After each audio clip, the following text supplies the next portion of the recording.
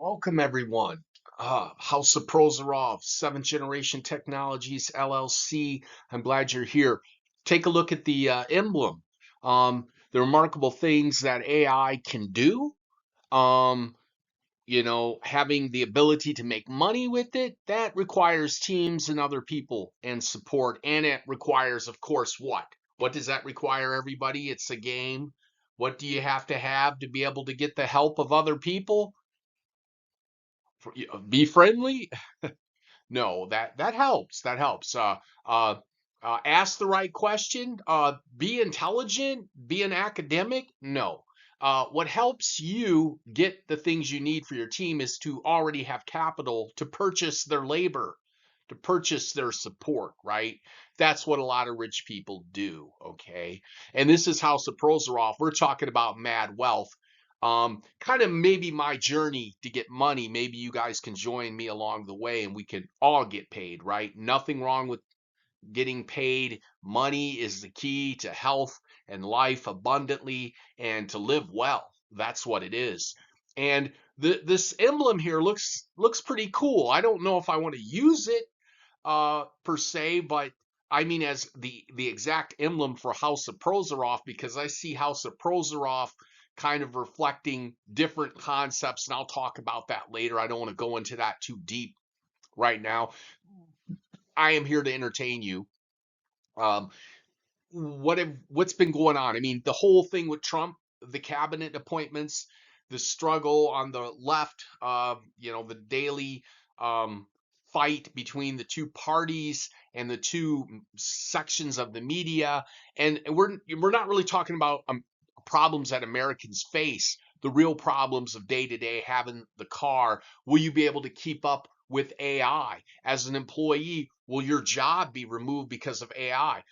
Will you have the money to re-educate yourself? Many won't have the money to re-educate themselves. There's no plan to fix that. We're not wiping away student debt. Not only do we have to wipe away student debt in some cases we need to people need more education. They may have gotten education in the 90s. That may not help them in 2020. Their degree may be almost worthless, yet the interest on their loan has ballooned out to where they need a new start, which is something we don't like to do. I'm jumping around, but focusing on that point. The point is restarts, starting over, starting with a clean slate. We don't do that as human beings. We are competitive. I'm not saying individual human beings might not do that for their family and friends and want to see them get a restart. I'm talking in general society, the democratic state ran system. This is not a laissez faire capitalist system. This is not even a democracy. This is a a represented republic, which we vote for people to represent our viewpoints on issues we have no idea that are often going to come up, and we're not going to have much of a say except we can get on the phone and call a staffer, right, at the state or at the congressional level of the federal government. We got people confused too. They actually think the state governments, for example, states like Ohio and Oklahoma and Florida, they actually think their state governments are more generous than the federal governments. Not necessarily at all. In many cases, the state governments would have never supported the poor people to go to college as the feds once did way back in the 60s, 70s. And then it just got ridiculous because housing prices went up, tuition went up.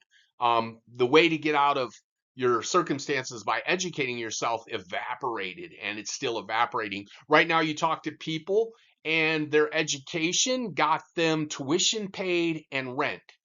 Gets them no further than that. It used to be people could get enough money to buy houses and cars on their loans, and they could make it. They could come out of college like a full-fledged middle-class adult. They just need the good job. They have a little bit of money in the bank. They have a car, a couple of cars. They got a home. No more. That's over. And people are we did this to ourselves. People try to act like this is just something that happened. It just kind of happened and your prices went up. No, people are cruel. They are there are people actually planning to create traps for you. Traps, TRAPS, traps. Not just a trap, traps, multiple traps. There are people that are in their 50s and 60s that have hundreds of thousands of dollars of student loan debt. For whatever reason, I cannot understand why we don't just look at it, use our AI. We have all this AI. We can see, okay, for this person to pay their debt off, that 59-year-old needs this job that pays 155,000 a year, or they'll never have enough for retirement, nor will they be able to pay their debt off. We can see that.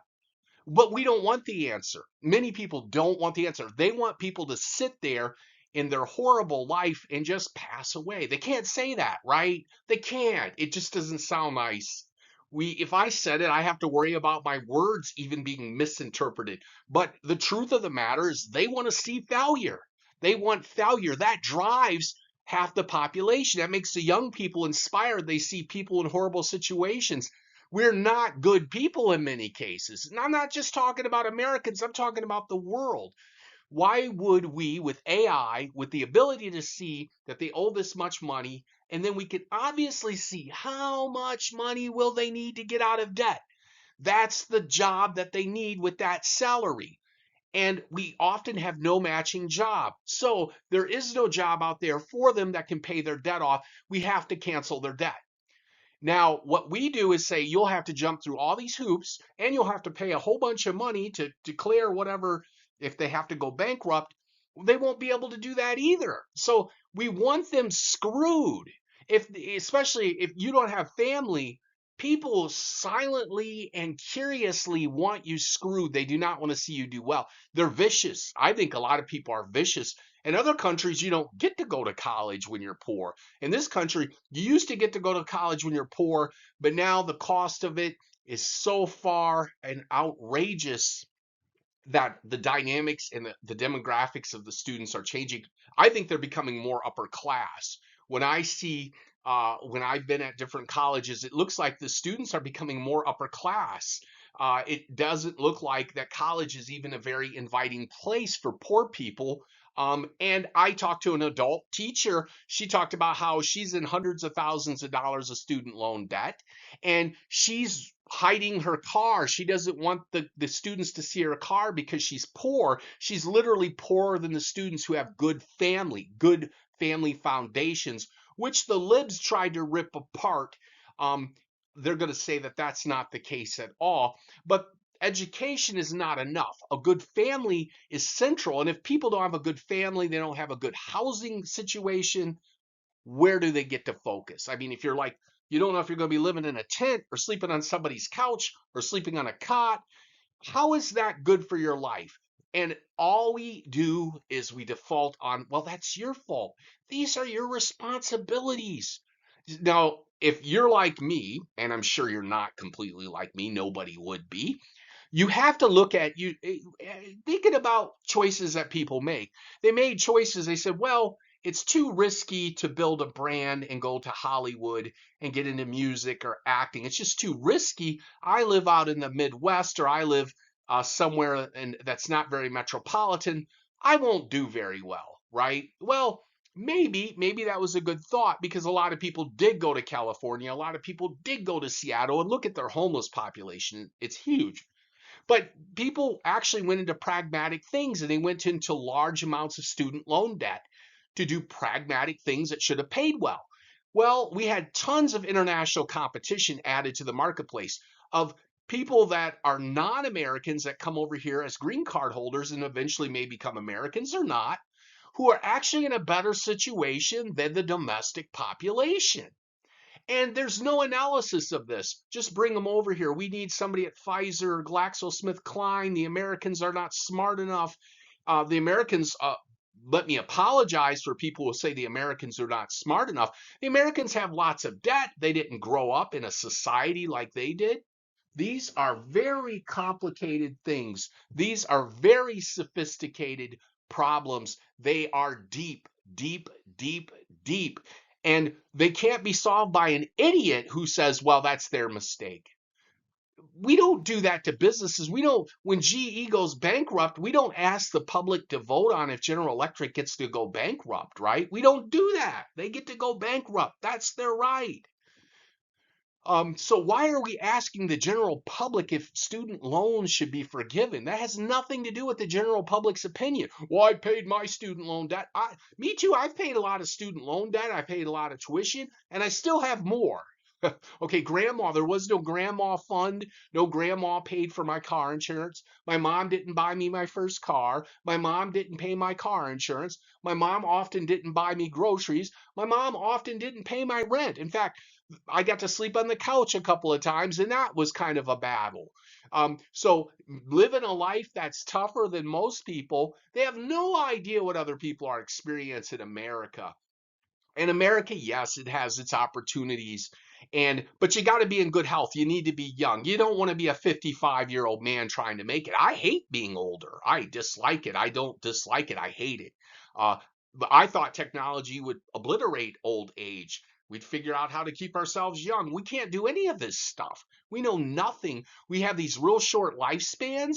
We have bad information. We have horrible environments. And America is one of the best places. It is. It's not even an attack on our government. It's really what I'm saying is a whole blanket statement about the world. Um, Over competition, competition for everything, types of competition the rich people don't face. Like they wouldn't go to McDonald's and then have to fight with their coworker to make the best hamburger, or fight with their coworker to see who gets to do fries and who gets to do hamburgers. They don't have those problems. So I'm going to stop here. I've went too far. There's so much more to talk about. But in the end, this is House of Prozorov, generating hopefully wealth in the future, riches, good life, good times, all that. The roaring 20s, baby. The roaring 20s are upon us. Donald Trump is in office. Whether you're a liberal or a conservative, you got to hope for good things, and blessings on all of you. Peace out.